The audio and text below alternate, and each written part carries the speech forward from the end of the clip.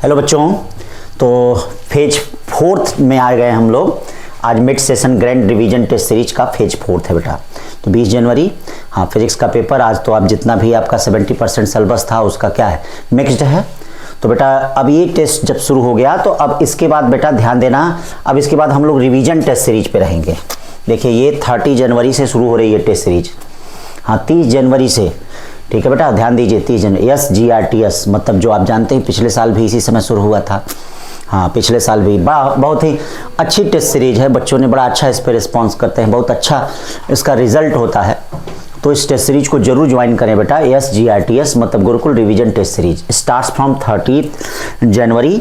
हाँ थर्सडे से शुरू होगा। वीक में 2 टेस्ट होंगे बेटा, इसका ध्यान दीजिएगा।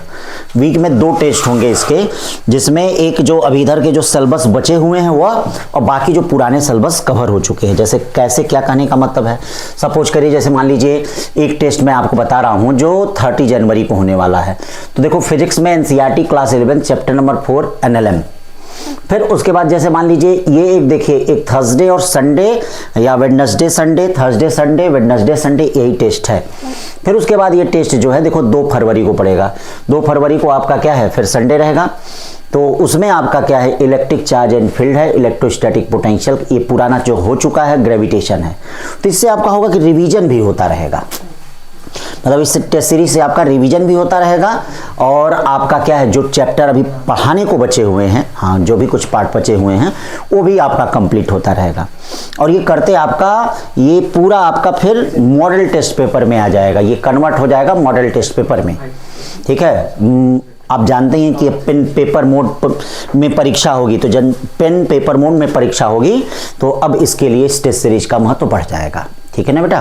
तो जैसे ही ये पेन पेपर मोड आया है, मैंने क्या है उस पर वर्क किया, काम किया, हमारी टीम ने काम किया और आपके सामने ये टेस्ट सीरीज प्रस्तुत कर रहे हैं। अब ये टेस्ट सीरीज आएगी आपके सामने, तो इस टेस्ट सीरीज को जरूर दीजिए। वीक में 2 टेस्ट है और इसी के अनुसार अपना रिवीजन करिए। अगर इसके अनुसार, इस टेस्ट सीरीज के अनुसार रिवीजन नहीं करेंगे तो रिवीजन नहीं हो पाएगा। मई में नहीं हो पाएगा रिवीजन, यार है मई में करेंगे, मई में नहीं हो पाएगा, तो उसी के अनुसार उसका रिवीजन करिए। चलिए आते हैं, चलते हैं क्वेश्चनों पे। हाँ तो चलो भैया, पहला क्वेश्चन जो है आज के टेस्ट का बड़ा अच्छा question, electric field electromagnetic wave vacuum में दिया है। फिर कह रहा है कि इलेक्ट्रिक फील्ड की वैल्यू ये है, wavelength of this wave as it passes through a medium of refractive index 3/2। तो वेवलेंथ आपको बताना है। तो जो वेवलेंथ होता है वह लैम्डा डैश इक्वल टू कितना होता है, आप जानते हैं कि लैम्डा बाई म्यू होता है। क्यों भाई, lambda dash equal to lambda by क्या होता है, म्यू होता है। तो पहले लैम्डा निकालेंगे तभी तो काम चलेगा। तो लैम्डा आप जानते हैं कि वाई के बगल वाला जो होता है उसको हम लोग प्रोपेगेशन कांस्टेंट कहते हैं। क्या कहते हैं उसको, हाँ प्रोपेगेशन कांस्टेंट कहते हैं। मतलब वाई के जो बगल वाला होता है उसको हम लोग प्रोपेगेशन कांस्टेंट कहते हैं। तो ये देखो प्रोपेगेशन कांस्टेंट के इक्वल टू क्या होता है, हाँ 2 पाई बाई लैम्डा होता है। तो 2 पाई बाई लैम्डा की वैल्यू कितनी हो गई, ये देखो 2 पाई बाई लैम्डा की वैल्यू 1.8 हो गई। लैम्डा की वैल्यू क्या हो जाएगी, 2 पाई अपॉन 1 क्या हो जाएगा 8। देखो लैम्डा आ गया कि नहीं आ गया। अब लैम्डा डैश, ये देखो लैम्डा डैश की वैल्यू कितनी हो गई, लैम्डा यानी 2 पाई अपॉन कितना हो जाएगा 1.8 और म्यू कितना है, रिफ्रैक्टिव इंडेक्स 3/2। तो इसको रख के सॉल्व कर लेंगे तो बेटा कैलकुलेशन में ये बी वाला आएगा। ठीक है, कैलकुलेट कर लीजिएगा, नहीं आएगा तो ऐसा कमेंट करिएगा। ठीक है, चलिए भाई अब देखते हैं। जब there are 2 bulb of same power, देखिएगा 2 बल्ब हैं same power, one of them give a red colour of light while other gives blue colour. ठीक है, और उनसे नंबर ऑफ फोटान जो निकल रहे हैं NR और NB, तो कह रहा किनकी संख्या ज्यादा होगी। तो बेटा ये देखो पावर क्या होता है, पावर ये होता है एनर्जी अपॉन क्या होता है टाइम। एनर्जी क्या होता है NHC अपॉन, ठीक है, ये लैम्डा होता है। तो इसका मतलब पावर कांस्टेंट है, यानी पावर कांस्टेंट है तो N/T directly proportional to wavelength होगा। क्यों, अगर पावर कांस्टेंट है तो N/T directly proportional to wavelength होगा।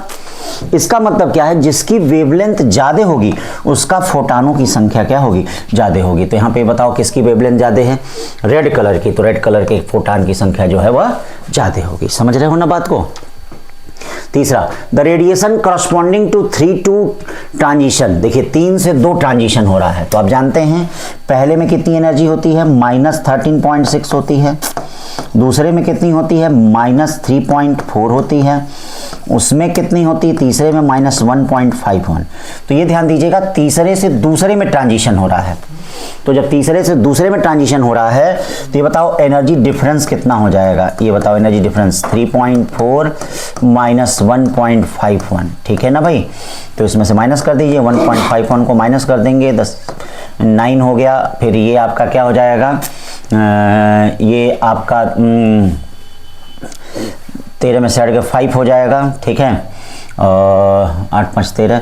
फिर यहाँ पे आपका क्या हो जाएगा, 2 में से 1 गया, 1.51 इलेक्ट्रॉन वोल्ट हो गया। तो याद रखो ये फोटान की एनर्जी हो गई, किसकी एनर्जी हो गई, हाँ जो ट्रांजिशन हो रहा फोटान की एनर्जी एच न्यू आपको पता चल गई, फोटो इलेक्ट्रिक रिफ्लेक्ट से रिलेटेड क्वेश्चन है। तो ये जो एनर्जी हो गई 1.59 इलेक्ट्रॉन वोल्ट हो गई। These electrons enter to this magnetic field of radius this, हाँ द वर्क फंक्शन। तो इसका मतलब अब आपको काइनेटिक एनर्जी निकालनी पड़ेगी। तो आप जानते हैं ये formula R equal to √2m के अपॉन कितना जानते हैं, Q भी जानते हैं। अब यहाँ से आप काइनेटिक एनर्जी निकाल लीजिए। अगर R मैक्स है तो K भी मैक्स होगा, अगर R मैक्स है तो K मैक्स भी होगा। तो ये बताओ K मैक्स इक्वल टू क्या हो जाएगा, R square Q square B square upon कितना हो जाएगा 2m। सब कुछ दे दिया है बेटा, R भी दिया, थोड़ा कैलकुलेशन करना पड़ेगा। अब यहाँ आपको हो सकता है लग रहा होगा गुस्सा, लेकिन कोई बात नहीं, कैलकुलेशन की आदत बनाइए, गुस्सा ये मत, कैलकुलेशन की आदत बनाइए। R है, Q है, B है, M है, ये सब। तो अब बताओ K मैक्स इक्वल टू क्या हो जाएगा, ये बताओ K मैक्स इक्वल टू क्या हो जाएगा, H न्यू माइनस कितना हो जाएगा वर्क फंक्शन। तो K मैक्स कितना है भैया, K max R square Q square B square upon 2m। H new तो आ ही गया है, H न्यू 1.59 इलेक्ट्रॉन वोल्ट आ गया है। अब आपको वर्क फंक्शन, तो यहाँ R की वैल्यू मिलीमीटर है, उसको चेंज कर लीजिएगा। देखिएगा ये जो आएगा, ध्यान दीजिएगा यूनिट में, ये जूल में आएगा, फिर जूल को इलेक्ट्रॉन वोल्ट में बदलना पड़ेगा 1.6 इंटू 10⁻19 से डिवाइड करके। हाँ ये देखिएगा ये जूल में आएगा जब सबकी वैल्यू SI यूनिट में रखेंगे। तो फिर अब यहाँ से वर्क फंक्शन आ जाएगा, तो फिर सॉल्व कर लीजिएगा, ठीक है ना। वर्क फंक्शन यहाँ पे कौन सा है, 1.1 इलेक्ट्रॉन वोल्ट आएगा, ठीक है ना। सॉल्व करके बताना, कोई दिक्कत होगी तो देखा जाएगा। 4 देख लीजिए क्या कर रहा है, 4 का मैग्नेटिक मोमेंट। चलिए भाई मैग्नेटिक मोमेंट क्या है, तो मैग्नेटिक मोमेंट की यूनिट क्या होती है, एम्पियर मीटर स्क्वायर, या इसको वेबर में भी आप चेंज कर सकते हैं, Newton metre cube upon Weber होती है। परमिबिलिटी, परमिबिलिटी क्या है, स्केलर क्वांटिटी है, सही बात है। Intensity of magnetization vector quantity है। आप जानते हैं मैग्नेटिक इंडक्शन, मैग्नेटिक इंडक्शन का मतलब मैग्नेटिक फील्ड होता है, मैग्नेटिक फील्ड का मतलब mt पावर -2 a पावर -1, इसलिए कौन सा सही है, बी वाला सही है, ठीक है भाई। 5 चलिए 5 देखिए 2 बार्स, देखिएगा बड़ा अच्छा क्वेश्चन है, आ सकता है नीट में ये। हाँ इस टाइप का क्वेश्चन जैसे IIT से शुरू हुआ है, हाँ तो काफ़ी दिन से मुझे इंतजार है, हो सकता है इस टाइप का क्वेश्चन मिल जाए। तो 2 bars of radii R and 2R kept in contact as shown, ठीक है। An electric current is pass through the bars. तो आप जानते हैं कि इलेक्ट्रिक करंट जो होता है, जितना इलेक्ट्रिक करंट इस बार में होगा उतना ही इलेक्ट्रिक करंट इस बार में होगा, ठीक है। Which of the following is correct, heat produce in bar BC 4 times. तो हीट देखिए रेजिस्टेंस के डायरेक्टली प्रोपोर्शनल होगा, मतलब इसमें जो हीट होगा, हीट HAB जो होगा, heat HAB upon heat BC, ये ध्यान दीजिएगा, heat BC I square R होगा, मतलब RAB अपॉन कितना हो जाएगा, RBC हो जाएगा। तो रेजिस्टेंस का रेशियो देख लेते हैं। तो रेजिस्टेंस का रेशियो क्या होगा बेटा, रेजिस्टेंस का रेशियो RAB अपॉन RAC। देखिए R equal to rho L by A होता है, तो रो और L तो समान है, इनवर्सली प्रोपोर्शनल टू एरिया होगा। तो एरिया किसका हो जाएगा, इधर AC का, इधर एरिया किसका हो जाएगा, AB का, सॉरी AC नहीं BC, ये BC का एरिया। तो R inversely proportional to area होता है, तो इसका एरिया कितना हो जाएगा भैया, इसका एरिया हो जाएगा, ये देखिए इसका एरिया हो जाएगा पाई R स्क्वायर, और इसका एरिया हो जाएगा कितना, AB का एरिया हो जाएगा पाई 4R स्क्वायर, ठीक है ना भाई, 1/4। इसका मतलब रेजिस्टेंस का जो रेशियो हो गया AB अपॉन BC के रेजिस्टेंस का रेशियो 1/4। इसका मतलब हीट का रेशियो क्या हो जाएगा, हीट ये AB अपॉन हीट जो है ये देखिएगा BC, इसका रेशियो 1 क्या हो जाएगा 4, ठीक है। अब heat produce in BC 4 times heat produce in AB, इसका मतलब पहला ही सही हो जा रहा है। अब इलेक्ट्रिक फील्ड क्या होता है, पोटेंशियल डिफरेंस अपॉन डिस्टेंस होता है। तो पोटेंशियल डिफरेंस अपॉन डिस्टेंस, तो इलेक्ट्रिक फील्ड इक्वल नहीं है, हाँ इलेक्ट्रिक फील्ड, क्योंकि इसकी बिट देखिए 2R है, उसकी कितनी है R है, तो इलेक्ट्रिक फील्ड इक्वल नहीं है। ठीक है, current density across A B is double that of across of B C, नहीं करंट डेंसिटी तो उसका ज्यादा होगा ना, तो ये भी सही नहीं है। पोटेंशियल डिफरेंस क्या होता है, V equal to I R A होता है, क्या होता है, हाँ तो पोटेंशियल डिफरेंस भी क्या होगा, BC का 4 टाइम ऑफ AB होगा, AB का 4 टाइम नहीं होगा, BC का 4 टाइम ऑफ AB होगा। तो अगर यही BC का 4 टाइम ऑफ AB दिया होता तो D भी सही रहता, तो ये सब आपके गलत, तो केवल एक सही है, ठीक है ना। चलो आगे बढ़ चलते हैं। कंसीडर द इनपुट्स, चलिए इनपुट्स हैं और आपको आउटपुट बताना है, नैंड गेट का आउटपुट बताना है। तो आइए नैंड गेट का आउटपुट बताया जाए। नैंड गेट का कौन है, तो यहां देख लीजिए नैंड गेट में क्या होता है, नैंड गेट का बुलियन जो एक्सप्रेशन है वह A डॉट B डॉट ये होता है, नॉट होता है, ये होता है बुलियन एक्सप्रेशन। तो यहां देखो यहाँ 0 है और यहाँ भी 0 है, तो 0 0 0 होगा और 0 का नॉट क्या होगा 1, तो 0 का नॉट में 1 क्या आ रहा है, 1 तो सब में आ रहा है, कोई बात नहीं है। चलिए अभी तो कोई हो सकता है। फिर यहाँ देख लीजिए यहाँ 0 है और यहाँ क्या है 1 है, 0 और 1 का प्रोडक्ट 0 हुआ, 0 का उल्टा क्या हो गया 1। चलिए यहाँ भी 1 आ रहा है, 1 तो सब में आ रहा है, मतलब 3 तक तो देखिए सब में समान आ रहा है। अब 3 के बाद कुछ चेंज होगा, 0 और 0 है तो 0 0 0 होता है, 0 का उल्टा क्या होता है 1, सही है। फिर यहाँ देख लीजिए 1 है 1 है, 1 1 का मल्टीप्लाई 1, 1 का उल्टा 0, ठीक है, 1 का उल्टा हाँ 0। तो अब देखिए यहाँ या तो ए हो सकता है या तो सी हो सकता है, एक और चेक कर लिया जाए, ये दोनों तो एकदम कैंसिल हो गए, ये दोनों नहीं होंगे। एक और चेक कर लिया जाए, यहाँ 0 है और यहाँ 0 है, तो 0 0 का उल्टा कितना होता है 0 होता है, ठीक है। 0 0 का उल्टा क्या होता है 0, और 0 0 का प्रोडक्ट 0 होता है, 0 का उल्टा क्या होगा 1, 0 का उल्टा क्या, दोनों में 1 दे रहा है। चलिए कोई बात नहीं, फिर आगे एक और चेक कर लेते हैं, 1 और 1, तो 1 और 1 कितना हो जाएगा 1, 1 का उल्टा कितना हो जाएगा 0, तो ये देखिए ये वाला ए वाला ऑप्शन रहेगा, कौन सा रहेगा ए। इस तरह से आप कर सकते हैं, ठीक है। आइए फिर चलते हैं 7वां, an alpha particle make an elastic head on collision with a proton initially at rest. चलिए भाई, ratio of de Broglie wavelength associated with the alpha particle and the proton after collision will be, हाँ ratio of de Broglie wavelength का रहा है, मतलब de Broglie wavelength का ratio क्या होगा, ratio of de Broglie wavelength. चलिए भाई बड़ी अच्छी बात है।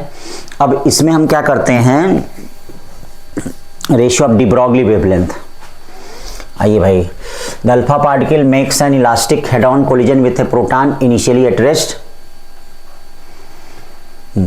तो बेटा λ1 अपॉन λ2 क्या हो जाएगा, देख लो, lambda inversely proportional to momentum होता है, तो यहाँ पे होगा mp और ये देखो bp अपॉन ये क्या होगा m अल्फा और v अल्फा, ठीक है ना, ये आपका आंसर आएगा फाइनल, ये lambda equal to h by. अब वेलोसिटी निकालने के लिए क्या होगा, अब जानते हैं कि इलास्टिक कोलिजन होता है, तो कोलिजन के बाद अल्फा पार्टिकल की वेलोसिटी क्या होती है, ये देखिए alpha particle m2 minus m alpha minus mp upon ये क्या हो जाएगा m अल्फा प्लस mp, और ये देखिए इनिशियल वेलोसिटी प्लस ये वाला 0 हो जाएगा। ऐसे ही v अल्फा के बाद b प्रोटॉन क्या होता है, ये वाला पोर्शन 0 हो गया। हाँ देखिए जो वेलोसिटी का फार्मूला है क्लास में मैंने बताया है, 2m अल्फा u अपॉन कितना हो जाएगा, m अल्फा अपॉन u कितना हो जाएगा, m अल्फा अपॉन u कितना हो जाएगा, m अल्फा प्लस mp हो जाएगा, ठीक है ना भाई। तो अब ये बताओ जरा bp अपॉन v अल्फा कितना होगा भाई, b alpha 2m alpha upon m alpha minus mp, ठीक है। 2m अल्फा का मास कितना होता है, प्रोटॉन के मास का 4 गुना होता है, और ये 4 में से m जाएगा तो कितना बचेगा 3m बचेगा। चलिए यहाँ पे जरा रख दीजिए, mp कितना है m है, m अल्फा कितना है 4m है, bp अपॉन v अल्फा कितना हो गया 8m बाई कितना हो गया 3m हो गया, कट्टम कुट्टम करेंगे तो 2/3 आएगा, 2/3 का मतलब ये वाला, ठीक है ना भाई। बहुत अच्छा क्वेश्चन है, प्यारा क्वेश्चन है। अब आइए 8वां question, uniform but time varying magnetic field exist. तो याद रखिए यूनिफॉर्म है लेकिन टाइम वेरिंग मैग्नेटिक फील्ड है, एग्जिस्ट, ठीक है, in a circular region of radius a and directed into the plane of paper as shown in the figure, the magnitude of induced electric field at a point P। हाँ मतलब eight point P पे आपको magnitude of electric field बताना है, क्या बताना है, ठीक है। ए distance r from the centre of circular region, centre of circular हाँ रीजन, सेंटर ऑफ। तो बेटा यहाँ याद रखिएगा ये टाइम वेरिंग मैग्नेटिक फील्ड है, कौन सी फील्ड है, टाइम वेरिंग मैग्नेटिक फील्ड। तो जहां टाइम वेरिंग मैग्नेटिक फील्ड होती है बेटा, ध्यान देना, जहां टाइम वेरिंग मैग्नेटिक फील्ड होती है यहां भी, वहां इंड्यूस्ड इलेक्ट्रिक फील्ड प्रोड्यूस होती है। ठीक है, तो अब ये क्या होगा, इससे r डिस्टेंस पे इसके चारों तरफ यहाँ पे इंड्यूस्ड इलेक्ट्रिक फील्ड हाँ टेंजेंशियल डायरेक्शन में, मतलब इस पे टेंजेंशियल डायरेक्शन में इंड्यूस्ड इलेक्ट्रिक फील्ड प्रोड्यूस होगी। तो इसके लिए integral form of Faraday law देखते हैं। ये इंटीग्रल फॉर्म क्या होता है, E in dot dl equal to minus D phi B upon कितना होता है, dt होता है। तो E इन डॉट dl कितना हो जाएगा, ये 2 पाई r हो जाएगा, और ये माइनस डी अपॉन dt कितना हो जाएगा, ये हो जाएगा BA हो जाएगा। BA ए किसका एरिया होगा, ए R वाला एरिया नहीं होगा, ए वाला एरिया होगा। तो ये भी कांस्टेंट है, ये भी कांस्टेंट है। ठीक है, इसका मतलब इंड्यूस्ड इलेक्ट्रिक फील्ड जो हो गया वह इनवर्सली प्रोपोर्शनल टू R। इसका मतलब R बढ़ रहा है तो इंड्यूस्ड इलेक्ट्रिक फील्ड घट रहा है बेटा, तो इसका मतलब डिक्रीजेज विथ R, यानी B वाला सही होगा, डिक्रीजेज विथ R, B वाला सही होगा। ठीक है बच्चों, फिर आइए, two identical wire A and B each of length L carrying a same current, A is bent into the circle of radius R and B is the bent in the form of square of side A। ये कैसे bent है भैया, ये देखिए, A bent है circle के form में, तो सर्कल के फॉर्म में इसकी लंबाई L है, तो इसका मैग्नेटिक फील्ड क्या हो जाएगा, जरा ये देखिए, म्यू नॉट I अपॉन कितना हो जाएगा, 2R हो जाएगा, या BA इक्वल टू कितना हो जाएगा, जरा बताइए, म्यू नॉट I अपॉन कितना हो गया, हाँ mu naught I upon 2R हो गया, यही तो हो गया। R की वैल्यू क्या हो जाएगी, 2 पाई R इक्वल टू कितना हो जाएगा, L हो जाएगा, या म्यू नॉट I अपॉन 2, और R की वैल्यू क्या हो गई, R की वैल्यू L अपॉन 2 पाई हो गई। चलिए, A पे निकल गया। अब दूसरा स्क्वायर के फॉर्म में हम बेंड कर रहे हैं, तो बच्चा अगर स्क्वायर के फॉर्म में बेंड कर रहे हैं तो इसकी प्रत्येक साइज कितनी आएगी, L/4 आएगी। अब इसका जो मैग्नेटिक फील्ड होगा वह कितना होगा, याद रखिएगा, हाँ इसका जो मैग्नेटिक फील्ड होगा वह कितना हो जाएगा, ये देख लीजिए कितना एंगल बन रहा है, ये 45 डिग्री बन रहा है, ये 45 डिग्री बन रहा है। तो इसका जो मैग्नेटिक फील्ड होगा, देख लीजिएगा, इसका जो मैग्नेटिक फील्ड होगा वह मैग्नेटिक फील्ड B वाले का क्या हो जाएगा, 4 mu naught upon 4 pi I upon कितना, L/4, हाँ L/4 नहीं, L/8 साइन 45 प्लस साइन 45। अब इन दोनों को अगर आप डिवाइड कर देंगे, ये देखिए दोनों को डिवाइड कर देंगे तो आपका ये वाला ऑप्शन डी वाला चला आएगा। चलो समझ रहे हैं ना, हाँ एक एक चीज़, छोटी छोटी चीज़ों को देखिए, ये भी बड़ा इंपॉर्टेंट क्वेश्चन है, हो सकता है हाँ, क्योंकि कई जगहों पे आ चुका है, बस नीट में नहीं आया है अभी तक। 10वां देखिए, the charge on 4 microfarad capacitor in the steady state is, charge on 4 microfarad capacitor in steady state is, तो स्टेडी स्टेट इन क्या, अब स्टेडी स्टेट में आप जानते हैं कि जो करंट जाएगा बेटा वो ऐसे जाएगा, मतलब कैपेसिटर में करंट नहीं जाता, ये देखिए ऐसे करंट होते हुए ऐसे स्टेडी स्टेट में इसमें, लेकिन वोल्टेज तो होगा ना भाई, चाहे करंट हो चाहे ना हो, लेकिन वोल्टेज तो पक्का होगा। हाँ वोल्टेज को तो कोई रोक नहीं सकता है, वोल्टेज तो होना ही होना है, ठीक है, क्यों, समझ रहे हैं ना मेरी बात को।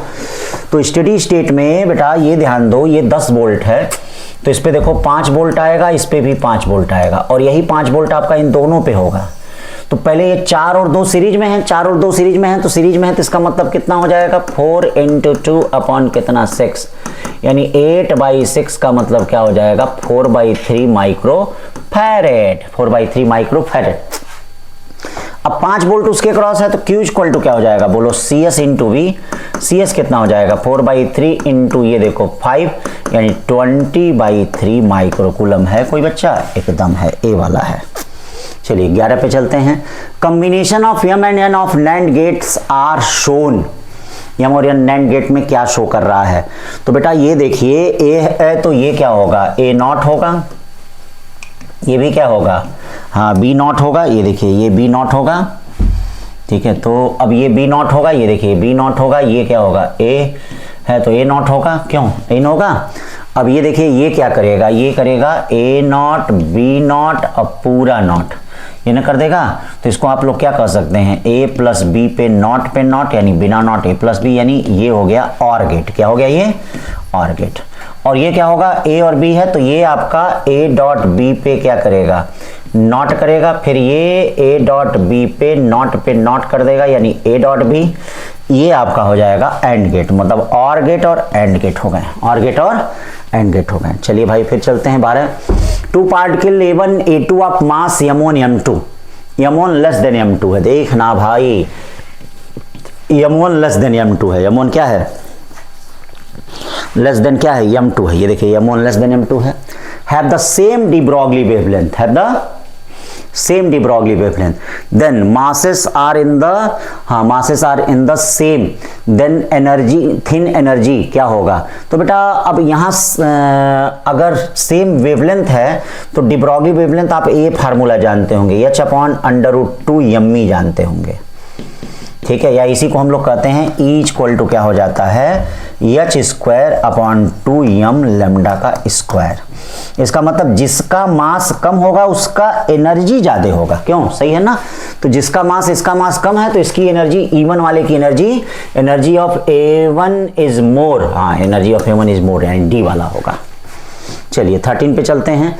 13 तो मिला ही लेंगे। इंफ्रारेड वेव किस काम में आता है भैया? To treat muscular strain, radio wave for broadcasting, X-ray to detect fracture in bones, ultraviolet absorb by A1, तो कौन सा होगा? डी वाला होगा। 14 देख लीजिए। The magnetic field normal to the plane of wire of n turns and radius r which carries a current I is measured on the axis of coil at a small distance is from the center of coil. This is smaller than the magnetic field at the center by a fraction. अच्छा, by a fraction। तो ये देखिए जो magnetic field होता है, जैसे ये देखिए ये मैग्नेटिक फील्ड है, ये सेंटर पे है और ये एक्सिस पे है, ठीक है भैया। तो सबसे पहले आपको जानते हैं क्या निकालना है? आपको निकालना है final minus initial upon initial. Final क्या है? ये है बी एक्सिस है फाइनल। फाइनल क्या है? बी एक्सिस है। Final minus initial upon initial, ठीक है, अपॉन इनिशियल। मतलब कहने का मतलब क्या करना है आपको, क्या जो भी करिए, हाँ B centre minus B axis, B centre minus, हाँ B centre minus B axis, या B axis minus B centre, जो भी कर दीजिए, हाँ सब एक ही बात है। B axis minus B centre कर दीजिए, इसे प्लस माइनस का सब ले दे के आ जाएगा ना, इससे दिक्कत नहीं रहती। बी सेंटर ये निकालना है, तो बी एक्सिस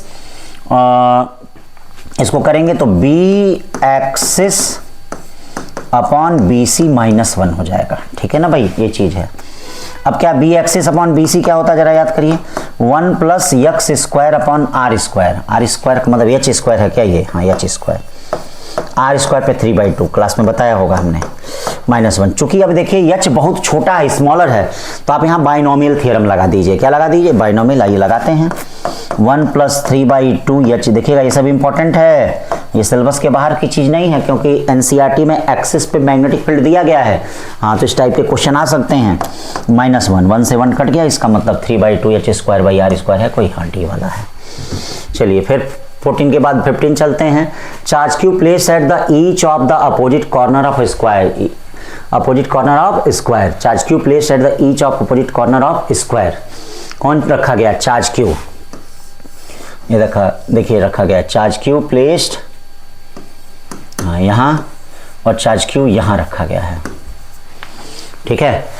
कह रहा है the net electrostatic force at Q0, Q पे 0 है नेट इलेक्ट्रोस्टैटिक फोर्स, देन बड़ा Q बाई छोटा Q।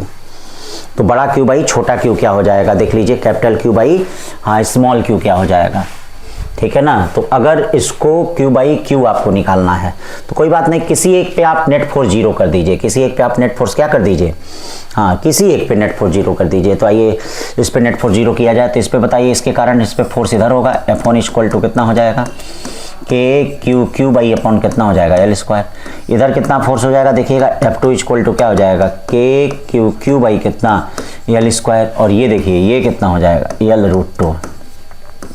यानी F3 इक्वल टू कितना हो जाएगा? KQ² अपॉन कितना? 2L²। अब देखिए इस पे ये 90 डिग्री है, 90 डिग्री है, तो इसका मतलब क्या हो जाएगा? KQ by L²√2।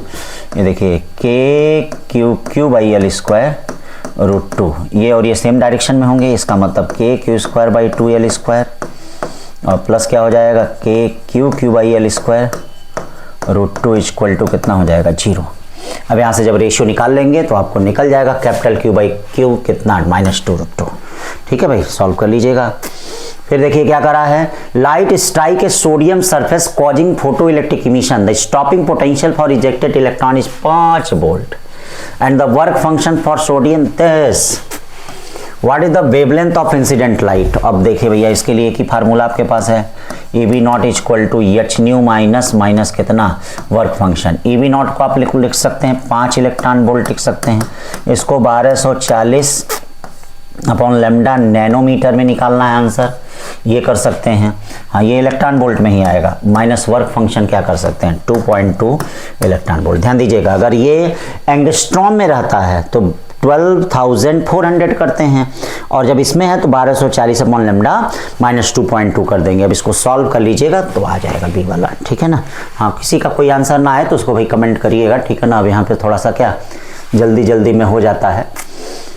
तो द फॉलोइंग सर्किट रिप्रेजेंट, हाँ क्या है फॉलोइंग सर्किट रिप्रेजेंट्स, तो रिप्रेजेंट क्या कर रहा है, तो इसका ये देखिए, हाँ ए है तो ये ए नॉट होगा, ये बी है तो ये बी नॉट होगा, इधर से बी पहुंच रहा है तो इसका मतलब ए नॉट बी होगा, ठीक है। और ये क्या होगा, ये जो होगा वह ए डॉट बी नॉट होगा, यानी ये क्या हो जाएगा naught A dot B plus A dot B naught. तो ये बेटा जॉर गेट का होता है, किसका, आप देखिए ये मत कहिएगा सर जॉर गेट सिलेबस में नहीं है, हाँ है नहीं, लेकिन तब भी पढ़िए, पुराना PYQ में क्वेश्चन भी है इस पे। तो मैंने ये कहा कि भाई और एंड नैंड सब पढ़ ही रहे हैं तो थोड़ा एक बार जॉर गेट पे भी देख लीजिए, कभी आ सकता है उससे रिलेटेड क्वेश्चन, ठीक है ना। हाँ पुरानी NCERT मतलब पुराने नीट के PYQ में आया भी है, तो ये जॉर गेट का है, ठीक है ना। क्योंकि जब निकालेंगे तो 0 0 पे तो 0 होगा, 0 1 पे 1 आ जाएगा, 1 0 पे भी 1 आ जाएगा, और 1 1 पे 0 आ जाएगा, तो इसीलिए जॉर गेट है, ठीक है ना।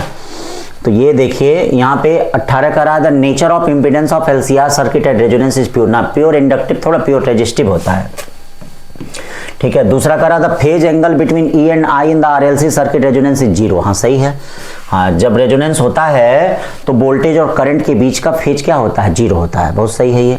19 कह रहा है कि the proton and alpha particle enter uniform magnetic field perpendicular with the same speed, the time period of revolution of alpha particle will double then that of proton. तो इसका फार्मूला तो यही लगेगा, तो आप यहाँ देख लीजिए टाइम पीरियड ऑफ क्या कह रहा है, टाइम पीरियड ऑफ प्रोटॉन, हाँ तो proton time period T direct equal to m by कितना है Q है, तो आप जानते हैं 4m बाई 2Q कितना हो जाएगा, 4m बाई 2Q हो जाएगा 2 टाइम्स। तो सही बोल रहा है, एकदम सही बोल रहा, और ये भी बोल रहा है, तो फर्स्ट भी सही है, सेकंड भी सही है, और करेक्ट एक्सप्लेनेशन भी है। चलिए बहुत अच्छा। An electric dipole has fixed dipole moment P, dipole moment कितना दिया गया है भैया P दिया गया है, ये देख लीजिए dipole, which makes an angle theta, which makes an angle theta with respect to x axis when subjected to an electric field E1 equal to EI cap। ये देखिए E1 equal to कितना है, it experience a torque E1 equal to tau k cap, बहुत सही। और जब E2 equal to √3 E1 हो रहा है तो क्या होगा, ठीक है, E2 equal to √3 E1 हो रहा है और T2 equal to -T1 है, तो एंगल थीटा। तो एक देखिए एक का एंगल जो है वह इलेक्ट्रिक x एक्सिस से बन रहा है, और दूसरे वाले केस में एंगल जो है वह इधर से बन रहा है, तो इधर से बन रहा है तो इसका मतलब 90 माइनस थीटा हो जाएगा, y एक्सिस से बन रहा है, ठीक है। तो क्या हो जाएगा, पहला टाउ क्या हो जाएगा, ये देखो पहला टाउ वन जो हो गया वह कितना है, टाउ वन है ना पहला टाउ, हाँ टाउ वन, तो टाउ वन कितना हो जाएगा, इलेक्ट्रिक फील्ड E है, ठीक है, PE, हाँ PE cos PE sine theta हो जाएगा। दूसरा टाउ टू इक्वल टू क्या हो जाएगा, ये देखिएगा tau two equal to P तो वही है, इलेक्ट्रिक फील्ड कितनी हो गई है √3E हो गई है, कितनी हो गई √3, और ये साइन 90 माइनस थीटा का मतलब कॉस थीटा हो जाएगा। दोनों टॉर्क आपस में बराबर हैं, दोनों टॉर्क आपस में बराबर हैं, तो इसका मतलब √3 कॉस थीटा इक्वल टू क्या हो गया साइन थीटा, या tan थीटा इक्वल टू क्या हो जाएगा √3, या थीटा इक्वल टू कितना हो जाएगा 60 डिग्री। हाँ एक चीज ध्यान देना, देखो एक x एक्सिस से डाइपोल रखा है तो थीटा, एक y एक्सिस से रखा है तो 90 माइनस मतलब 9 इधर रखा है तो ये वाला एंगल कंसीडर किया जाएगा 90 माइनस थीटा, तो कौन सा एंगल होगा बेटा 60 degree. 21 question, what is the ratio of shortest wavelength of Baumer, ये सब तो कर ही लेंगे क्वेश्चन। 21 का C, हाँ कंसीडर द प्रोसेस दस दिस रिलीज एबव प्रोसेस 5.4। देखना बड़ा अच्छा क्वेश्चन है। हाँ, इसमें कितना एनर्जी रिलीज हो रहा है? 5.40 mega electron volt. If the energy remains mainly with alpha and daughter nuclei of kinetic energy of 90 thorium, हाँ मतलब इसमें मेनली अल्फा और इसके कारण the nucleus will be, हाँ the nucleus will be daughter nucleus, then kinetic energy of the nucleus will be, हाँ मतलब किसका पूछ रहा है? Alpha and. तो अब देखो बेटा मोमेंटम यहाँ सेम होगा, मोमेंटम यहाँ क्या होगा? सेम होगा। तो ये देखो इन दोनों का, इन्हीं दोनों का मोमेंटम सेम होगा, तो इनकी जो काइनेटिक एनर्जी होगी वह p²/2m होती है। इसका मतलब काइनेटिक एनर्जी जो होगी वह इनवर्सली प्रोपोर्शनल टू क्या हो जाएगी? m। इसका मतलब काइनेटिक एनर्जी का रेशियो क्या हो जाएगा? ये देखो काइनेटिक एनर्जी का रेशियो जो होगा, ठीक है, काइनेटिक एनर्जी का ratio thorium upon alpha particle का जो काइनेटिक रेशियो होगा वह कितना हो जाएगा? k इनवर्सली प्रोपोर्शनल टू, मतलब यहाँ 2 to 8 आ जाएगा और यहाँ 4 आ जाएगा, ये ना आ जाएगा। यानी किसकी काइनेटिक एनर्जी ज़्यादा होगी ये बताओ? अल्फा वाले की, खुद छोटा है हल्का है तो भाई ज़्यादा तेज दौड़ेगा, तो इसकी काइनेटिक एनर्जी ज़्यादा होगी। अब यहाँ 5.40 को इस रेशियो में बांट लीजिए। तो कैसे बांटेंगे 5.40 को? बहुत आसान है बांटना, ठीक है। हमको किसका निकालना है? हमको इसका निकालना थोरियम का, यानी 4:2:8 में बांटना है। मतलब ये इसका अगर पार्ट 2 to 8 है तो इसका 4, तो जैसे रेशियो वाला रूल करते थे, यानी 4:2:8। तो रेशियो सम कितना हो जाएगा? 4 + 2 to 8, यानी क्या हो जाएगा? 232। अब देखो जरा अल्फा पार्टिकल का देख लो जरा, नहीं कहाँ गया? काइनेटिक एनर्जी ऑफ न्यूक्लियस देख लो, इसका देख लो थोरियम का। तो के थोरियम कितना हो जाएगा बोलो? टोटल एनर्जी कितनी है? 5.40 इंटू इसका पार्ट कितना हो जाएगा ये बताइए? इसका पार्ट ये नहीं है 2 to 8 नहीं है, 4 है इसका पार्ट। अब और नीचे कितना हो जाएगा? 232। जब इसको डिवाइड करेंगे ना तो बहुत ज़्यादा तो कोई आने की संभावना नहीं है, 0.1 मेगा इलेक्ट्रॉन वोल्ट के आसपास आएगा। तो रेशियो रूल से आप इसको कर सकते हैं, बड़ा सिंपल क्वेश्चन। 23 करा in the circuit shown below the key is close eight t = 0 the current through the battery. ठीक है, तो देखिएगा LR सर्किट से है। हाँ, आउट ऑफ सिलेबस नहीं है बेटा ये, हाँ आउट ऑफ सिलेबस नहीं है, ये ध्यान रखिएगा। हाँ NCERT में गिवन नहीं है लेकिन आउट ऑफ सिलेबस नहीं है, ये DC से आपका LR सर्किट है। तो आप जानते हैं जस्ट आफ्टर क्लोजिंग की, हाँ मतलब जस्ट आफ्टर क्लोजिंग की 2 केस होता है। जस्ट आफ्टर क्लोजिंग की, हाँ अगर जस्ट आफ्टर क्लोजिंग की होता है तो करंट जो होता है वह क्या है? हाँ करंट जो है आपका, ठीक है, इस इंडक्टर से पास नहीं करेगा। तो इसका मतलब I = कितना हो जाएगा? I = कितना हो जाएगा ये ध्यान दीजिएगा। I = ठीक है V/ कितना हो जाएगा? R2 हो जाएगा। आफ्टर लॉन्ग टाइम क्लोजिंग की इंडक्टर प्लेन वायर की तरह व्यवहार करता है। जस्ट आफ्टर क्लोजिंग की इंडक्टर इनफाइनाइट रेजिस्टेंस की तरह व्यवहार करता है। आफ्टर लॉन्ग टाइम जो होता है इंडक्टर किसकी तरह बिहेव करता है? ये देखिए इंडक्टर, हाँ प्लेन वायर की तरह यहाँ पे हाँ व्यवहार कर रहा है। किसकी तरह? प्लेन वायर की तरह। बात समझ रहे हैं? प्लेन वायर की तरह व्यवहार कर रहा है। तो अब क्या हो जाएगा? I = V/, अब ये देखिए दोनों पैरेलल हो जाएंगे, यानी करंट I = क्या हो जाएगा? V/R1R2 R1 + R2, ये हो जाएगा V/R1 R2 R1 + R2। तो कौन सा ऑप्शन है? बी वाला है, ठीक है ना, इन्फिनिटी पे। अब 24 कर रहे हैं, बहुत इंपॉर्टेंट क्वेश्चन है। Electron, proton and alpha particle having the same kinetic energy are moving in the circular orbits of radii Re, Rp, R alpha. Re, Rp, R alpha in a uniform magnetic field B. The relation between Re, Rp, R alpha. ध्यान दीजिएगा, Re, Rp, R alpha के बीच का relation क्या होगा? तो कैसे चल रहे हैं? Kinetic energy. तो ये बताओ काइनेटिक एनर्जी के केस में कैसे होता है? R = √2m अपॉन कितना होता है? QB होता है। मतलब रेडियस जो है डायरेक्टली प्रोपोर्शनल टू √m/ कितनी होती है? Q होती है। Radius directly proportional to √m/ क्या होता है? हाँ Q होता है। Radius directly proportional to √m/ क्या होता है? Q होता है। यानी क्या कहने का मतलब है? R अल्फा, क्या कहने का मतलब है? देखिएगा R alpha into R proton into R deuteron, ये देखिएगा R alpha into RP into R deuteron, ठीक है, ये ना है रेशियो। तो क्या हो जाएगा? ये देखिए R अल्फा क्या हो जाएगा? √4m/2q प्रोटॉन का कितना हो जाएगा, रूट में m/q, ड्यूट्रॉन का रूट में 2m/q। तो इसका मतलब 4 बाहर हो जाएगा, 2 1/1/√2। मतलब ये देखिए प्रोटॉन और अल्फा पार्टिकल का सेम होगा, प्रोटॉन और अल्फा पार्टिकल का सेम होगा और ड्यूट्रॉन का ज़्यादा होगा। ड्यूट्रॉन का क्या होगा, ये कम हो गया का जी, अच्छा इलेक्ट्रॉन है, रो सॉरी भैया, ये थोड़ा सा भी ध्यान न दो तो गड़बड़ा जाता है। चलिए कोई बात नहीं। एक चीज तो है कि इसका मास बहुत कम होगा। हाँ तो ये देखिए, इसको इलेक्ट्रॉन ले लीजिए जो हम ड्यूट्रॉन लिए हैं, सॉरी बेटा, इसका मास ही क्या होगा, बहुत होगा, 1837 टाइम होगा। तो इसका सबसे कम होगा और इन दोनों का आपस में क्या होगा, हाँ मतलब ये रूट में 1/1837 होगा। तो इसका सबसे कम होगा, इन दोनों का आपस में बराबर होगा। तो कौन सा ऑप्शन सेट बैठ रहा है, बी वाला बैठ रहा है। चलिए फिर उसके बाद 25 चलते हैं। A parallel plate capacitor having separation between plate is D, plate area A and dielectric constant K has capacitance C naught. चलो भाई अच्छी बात है, आ जाओ देख लो। C नॉट इक्वल टू क्या हो जाएगा, के एप्सिलॉन नॉट A बाई कितना हो गया D, इक्वेशन नंबर फर्स्ट। ठीक है, now 1/3 of material is replaced by another material with dielectric constant 2K।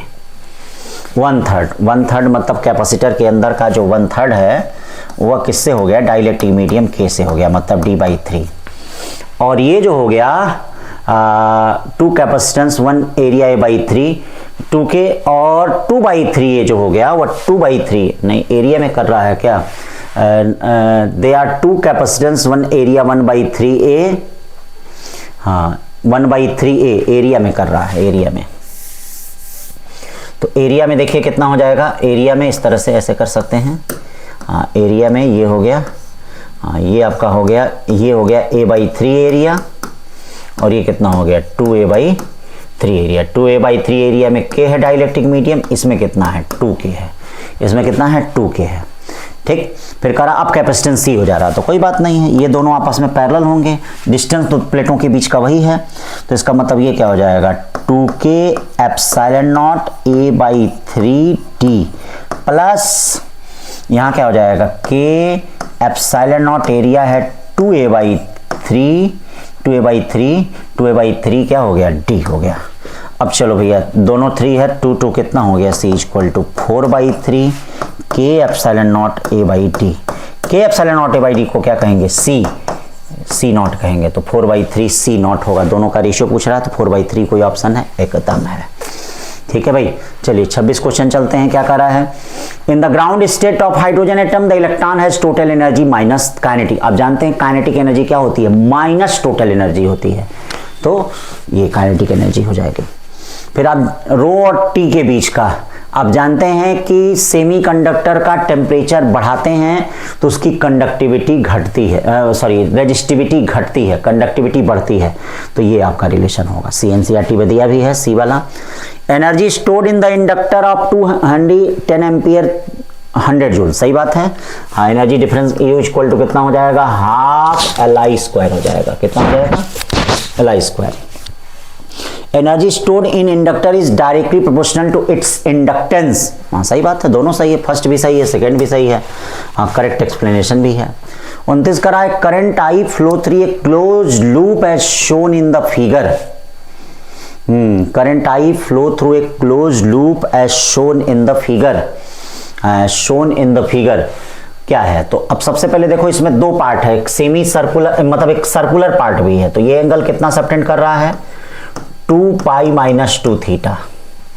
हाँ 2π - 2 थीटा। तो नेट मैग्नेटिक फील्ड देखो कितना होगा, the magnetic induction at the centre O, हाँ उसके कारण कितना होगा बताओ, सेगमेंट के कारण कितना हो जाएगा, सेगमेंट के कारण जो मैग्नेटिक फील्ड हो जाएगी μ0/4πI/r, देखिएगा μ0/4πI/r 2π - थीटा, 2π - थीटा।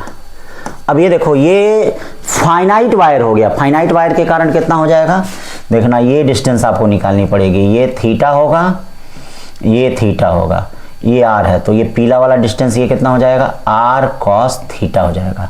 तो अब यहाँ क्या हो जाएगा, ये देखिए दोनों के कारण प्लस होगा मैग्नेटिक फील्ड, ये स्ट्रेट वायर के कारण क्या होगा, स्ट्रेट वायर के कारण mu naught upon 4 pi I by R, R नहीं R cos theta, I by R cos theta, और प्लस कितना हो जाएगा ये देखिए sine theta plus sine theta, sine theta plus sine theta यानी 2 साइन थीटा।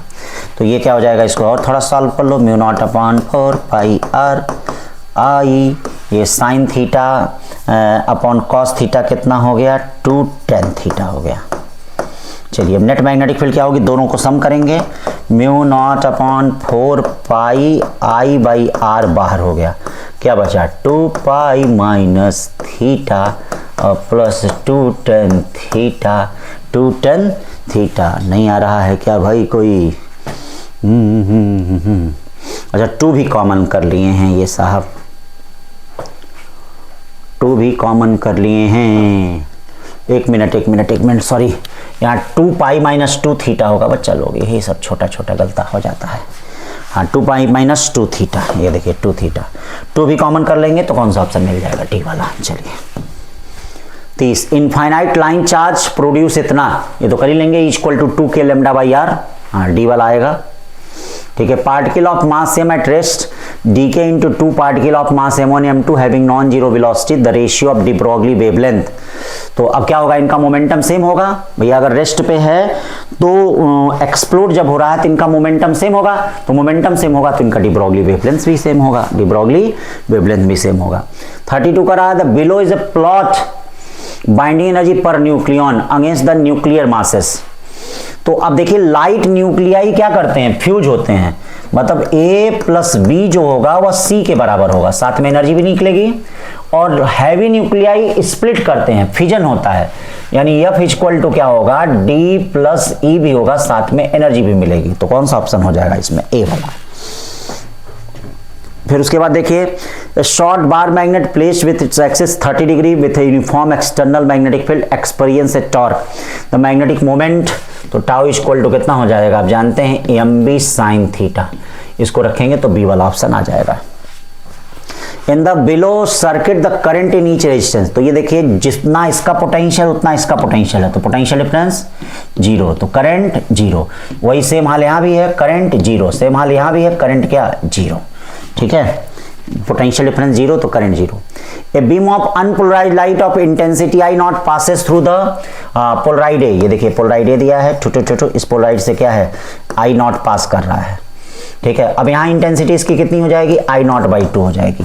ये दूसरा है, इनके बीच का ट्रांसमिशन एक्सिस जो है वो 45 डिग्री है, तो जो इससे इंटेंसिटी पास करेगी आई आर इक्वल टू कितनी हो जाएगी आई नॉट बाई 2 कॉस स्क्वायर कितना 45 डिग्री। कॉस 45 डिग्री की वैल्यू कितनी होती है भैया 1/√2 का होल स्क्वायर, यानी आई आर इक्वल टू क्या हो जाएगा आई नॉट बाई 4 हो जाएगा। चलिए 36 में चलते हैं। In the relation P equal to alpha by beta E to power minus alpha Z upon K theta, P is pressure, Z is distance, K is Boltzmann constant and theta is temperature.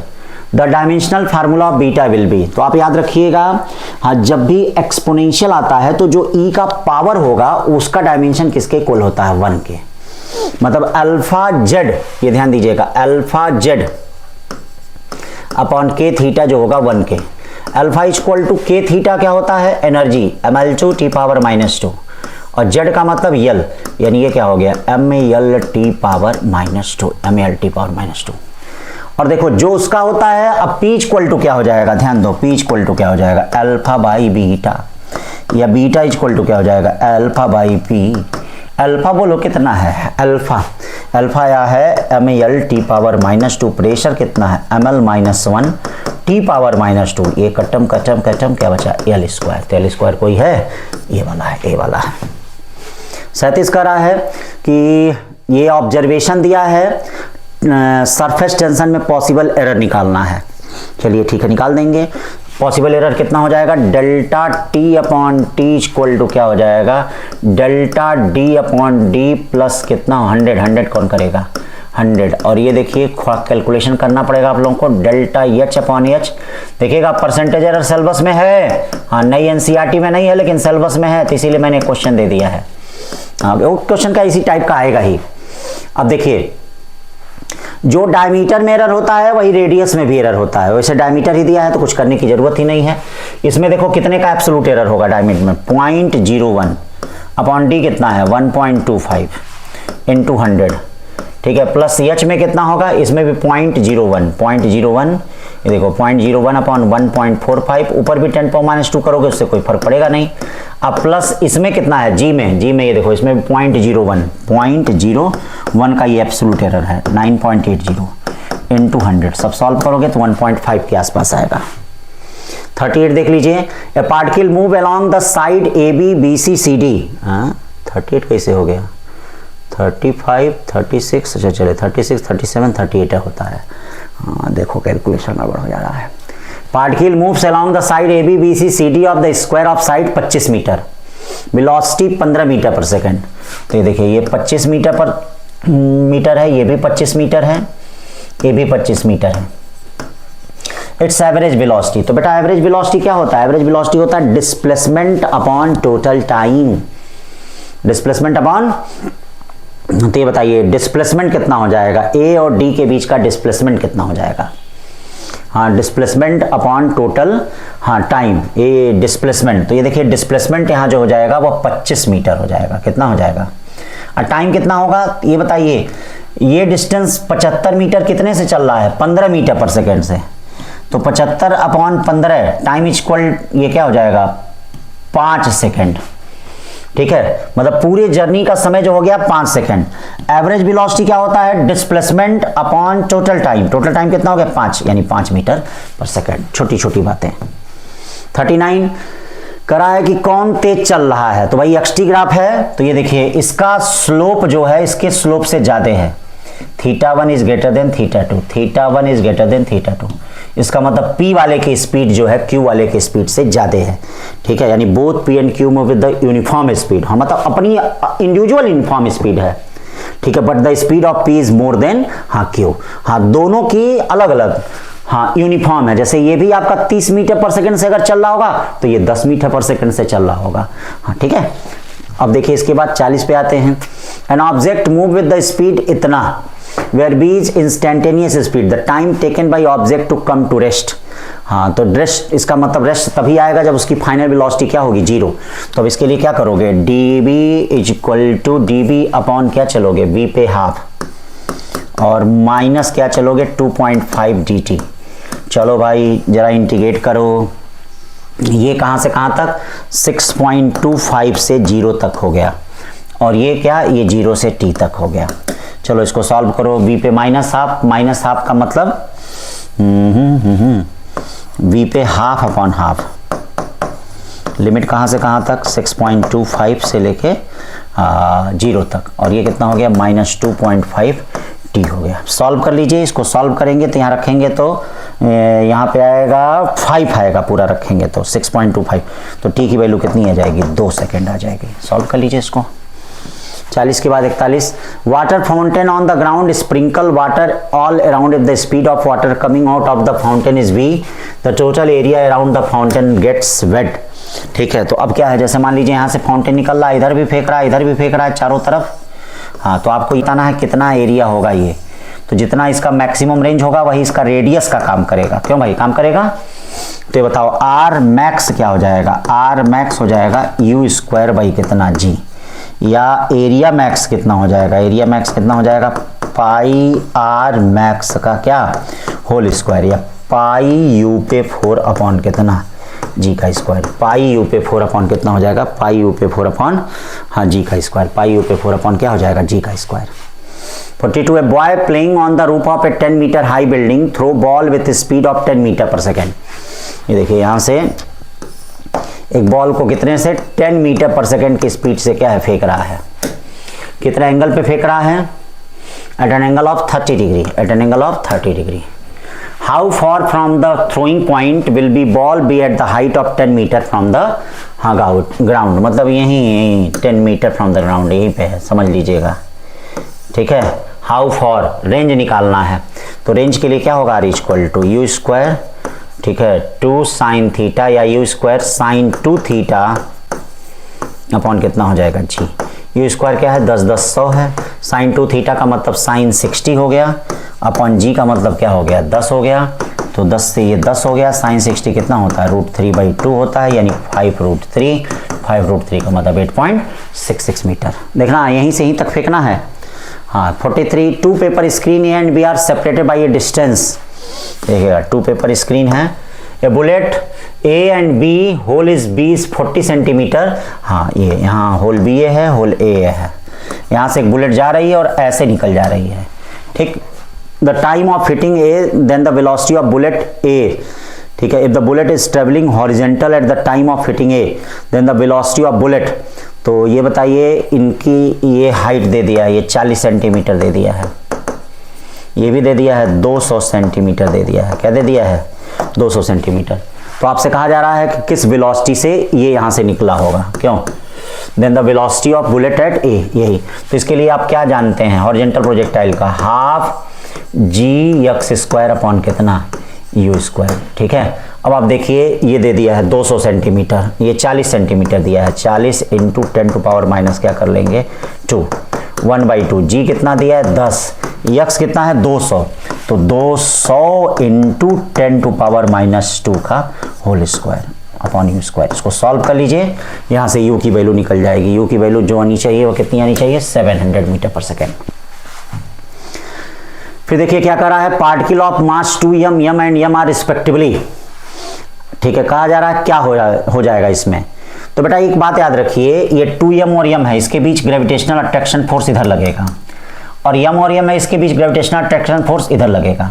ये बताइए इसके बीच की distance कम है, ठीक है। तो जब distance कम है तो ये बताओ ये फोर्स ज्यादा स्ट्रांग होगा, तो इसीलिए m इधर की तरफ मूव करेगा, मतलब small m move towards 2m, small m move towards 2m। 45 two bodies masses m and 4m placed at A distance r। ये देखो इसका शॉर्टकट हमने बताया था, मान लो m1 और m2 टू बॉडी हैं, एक दूसरे से r डिस्टेंस पे हैं, तो जहां इलेक्ट्रिक फील्ड 0 है वहां ग्रेविटेशनल पोटेंशियल याद करो क्या आया था -g/r √m1 प्लस √m2 का होल स्क्वायर आया था। बोलो भाई सही है, आया था। तो ये क्या हो जाएगा -g/r √m1 का मतलब क्या हो गया, √m1 का मतलब m और प्लस कितना हो जाएगा रूट में 4m का होल स्क्वायर। इसको सॉल्व कर लेंगे तो कितना आ जाएगा 9-9/9gm/r। फिर ये देखिए projectile is fired vertically upward from the surface of earth with velocity, मतलब प्रोजेक्शन वेलोसिटी ध्यान दीजिएगा, प्रोजेक्शन वेलोसिटी जो दिया है ना v इक्वल टू कितना दिया kve दिया है, ठीक है। फिर कहा जा रहा है maximum height to which it will rise measure from the centre of earth. तो पहले ये बताइए अर्थ सरफेस से पहले हाइट निकाल दीजिए, अर्थ सरफेस से हाइट h इक्वल टू क्या है याद करिए v² r अपॉन कितना होता है v का स्क्वायर माइनस v स्क्वायर। ये फार्मूला बताया था हमने, v स्क्वायर क्या दिया है k स्क्वायर v का स्क्वायर r अपॉन v का स्क्वायर माइनस k का स्क्वायर, ये देखिए v का स्क्वायर, या h इक्वल टू कितना हो जाएगा बोलिए भाई, v स्क्वायर कॉमन होके कट गया, k square r upon 1 minus k का स्क्वायर। अब क्या हो जाएगा h इक्वल टू हो गया, तो re प्लस एच देख लेते हैं, re प्लस एच निकालना है ना, r प्लस एच निकालना है, तो सेंटर से डिस्टेंस निकालना है, तो k square r upon 1 minus k square अब प्लस r, जब इसको रखेंगे तो ये देखिए k स्क्वायर कट गया, r अपॉन क्या बचेगा 1 minus k square, 1 minus k square b वाला होगा। 46 के बाद 47 देखिए, 47 करा gravitational potential point outside the solid sphere, बहुत अच्छा, ठीक है। सॉलिड स्फीयर के ये बाहर की तरफ हो गया gravitational potential at the point surface of sphere, ये हो गया gravitational potential at the centre of solid sphere, ये हो गया, ठीक है। फार्मूला सारा आपने बताया ही था। 48 क्या हो गया, इन ऑप्टिक्स एक्सपेरिमेंट इतना कहाँ कट करेगा, तो आप जानते हैं किसी भी लेंस के केस में एक चीज हमेशा याद रखिए, अगर 2f पे जो ऑब्जेक्ट रखा होता है वह इधर की तरफ 2f पे रखता है, तो अगर हम v और u के बीच का ग्राफ बनाते हैं, ठीक है, तो ये देखिए v और u के बीच का ग्राफ अगर हम बनाते हैं तो ये देखिए ये ग्राफ ऐसे आता है, ठीक है, ऐसे आता है, और यहाँ देखिए यहाँ जो u इक्वल टू जो 2f पे होता है वही यहाँ जो होता है v इक्वल टू क्या होता है 2f पे होता है। तो ये आपका ये कहीं आके यहाँ पे मिलता है, मतलब ऐसे मिल रहा है आपका ये देखिए ये, ठीक है, और ये आपकी लाइन ऐसे v इक्वल टू यू वाली कट करती है। तो ये जो इसका कोऑर्डिनेट होता है वो कितना होता है 2f, 2f, ये बताया था मैंने आपको। तो ये कौन सा हो जाएगा A, ठीक है। फिर देखिए 49, फिश लुकिंग वाटर सीज। तो इसके लिए हमने आपको बताया था कि जब भी फिश वाला क्वेश्चन आए ध्यान दीजिए, ठीक है। अगर हम देख रहे हैं इस तरह से तो ये हमको रेडियस निकालना है और ये हाइट h दी गई है, तो r इक्वल टू होता है h upon under root mu square minus कितना 1। h कितना दे दिया है भैया, ये देखिए h कहाँ गया h भैया, है भाई h कहाँ हो, हाँ ठीक 12 centimetre, 12 upon under root mu कितना हो गया 4/3 का स्क्वायर माइनस 1। सॉल्व कर देना आ जाएगा, ठीक है। 50 क्वेश्चन कर रहा है, in Young double slit experiment path difference दिया है, क्लास में कराया था, पाथ डिफरेंस दिया है। तो देखो पाथ डिफरेंस दिया तो डेल्टा फाई कितना होगा, डेल्टा फाई होगा 2 pi by lambda into lambda by 6, यानी पाई बाई 3 करा है। I naught denote the maximum intensity. तो ये बताइए रिजल्टेंट इंटेंसिटी का फार्मूला क्या होता है, I R equal to 4I0 होता है, लेकिन यहाँ मैक्सिमम इंटेंसिटी I0 है। हाँ देखो 4I0 की वैल्यू I0 दिया, 4I0 की वैल्यू I0 दिया है, तो कॉस स्क्वायर 5/2। क्या आपसे पूछ रहा है क्या कर रहा है, then double experiment the intensity at a point where the path difference lambda by 6 is I। अच्छा रिजल्टेंट इंटेंसिटी है ये, रिजल्टेंट इंटेंसिटी I दिया है, तो I upon I0 cos square पाई/6, कॉस स्क्वायर पाई/6 का मतलब कॉस 30 डिग्री, कॉस 30 डिग्री कितना होता है भैया √3/2 होता है। तो √3/2 का मतलब 3 कितना हो गया 4, 3/4 कोई है ऑप्शन, एकदम है, ठीक है। तो ये आपका हो गया भैया 50 क्वेश्चन। अब बेटा हो जाइए तैयार रिवीजन टेस्ट के लिए। हाँ कैसी आपकी तैयारी है, कहाँ आप हैं, कितने पानी में हैं, जांचें परखें अपनी तैयारी। हाँ भैया क्योंकि 2 महीने मात्र 3 महीने यानी कुल मिला के 100 दिन बचा हुआ है, या तो 4 मई या तो 11 मई को भाई पेपर हो जाएगा। पेन पेपर मोड में हो गया, सिंगल शिफ्ट में हो गया भैया, वो डबल पेपर होना था, क्या होना था, तमाम तरह के कितने बवाल थे कि ये उम्र का था, ये था। तो ये बेटा अब तैयार हो जाओ, जितने लोग इधर उधर भटक रहे हो ना, थोड़ा सा मेहनत कर लो, नहीं पता नहीं अगले साल क्या होने वाला है। हाँ तो अच्छे से एकदम तैयार करो, अच्छे से चीजें तैयार करो, जैसे टेस्ट हो रहा वैसे टेस्ट फॉलो करो भैया। हाँ टेस्ट के अनुसार एकदम चलिए, जैसे हम लोग टेस्ट करा रहे हैं। सप्ताह में 2 टेस्ट है भैया, आपका रिवीजन भी होगा, जबरदस्त होगा। पूरे अप्रैल में एकदम मॉक दिया जाएगा, मॉडल टेस्ट पेपर दिया जाएगा, फुल सिलेबस टेस्ट दिया जाएगा, एकदम एनसीईआरटी बेस्ड होगा। मैच द फॉलोइंग जैसे मैंने पेपर बनाया था वैसे ही देखिएगा, अब आपको पेपर मिलेंगे। हाँ 50 में आपके भैया 30 क्वेश्चन, 50 है कि 45 है ये तो कंफर्म होगा। हाँ फरवरी के फर्स्ट वीक में, जैसे पिछले बार 8-9 फरवरी तक, फरवरी के फर्स्ट वीक में ही आया था आपका एप्लीकेशन फॉर्म, तो या तो जनवरी के लास्ट वीक में या तो फरवरी के फर्स्ट वीक में आना चाहिए। 15 फरवरी तक मान लीजिए आएगा। हाँ क्योंकि बहुत लेट नहीं हुआ है, ऑनलाइन के ज़माने में लेट नहीं हुआ है फॉर्म का आना, तो कंफर्म हो जाएगा। अगर 50 क्वेश्चन वाला पार्ट आएगा सेक्शन ए सेक्शन बी तो टेस्ट कंटिन्यू रहेगा वही, 45 में आएगा तो सेक्शन बी हटा दिया जाएगा। तो जैसा भी रहे ठीक है, वैसे जेई में जैसा होगा वैसा ही उसमें भी होना चाहिए। तो इसीलिए टेस्ट के लिए हो जाओ तैयार। 30 जनवरी से रिवीजन टेस्ट सीरीज, जबरदस्त टेस्ट सीरीज। याद रखिए पिछले साल, उसके पिछले साल भाई जिन बच्चों ने दिया, कहा सर इन 2-3 महीनों में जो हम लोगों ने टेस्ट दिया मैक्सिमम क्वेश्चन उसी से मिले, तो उस टेस्ट को फॉलो करिए। ये सिलेबस है आपका, हाँ कुछ सिलेबस हमने दे दिया है, बाकी आप क्या है जब ज्वाइन करेंगे तो आपको पता ही चलेगा, ठीक है ना भैया। तो आज के लिए बस इतना ही, थैंक यू।